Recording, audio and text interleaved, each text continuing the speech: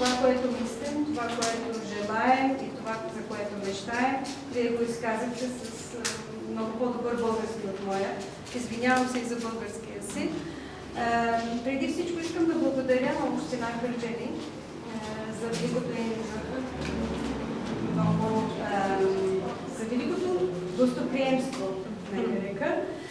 Благодаря и на Радост за поканата да гостуваме в Кърджали. За нас Кърджали беше много важен град, защото 9 от 28-те карикатуриста, които се включиха и допринесоха за тази изложба, са родени в Кърджали или са дишали този въздуха на Родопите, свободата на Родопите, чрез техните баби, дядовци и имат памет от Родопите и от Кърджали, което е много важен, защото това е района на Орфей. Район, където имаме много поети, писатели и художници родени. Имаме и диви с великата музика на Родопите и с този гласът на Родопите.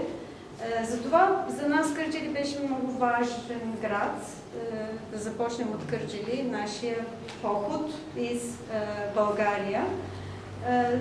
Сега мога на turski, ако може да кажа. Çok teşekkür ediyoruz bizi misafir ettiğiniz için Kırcaali Belediyesi'ne sonsuz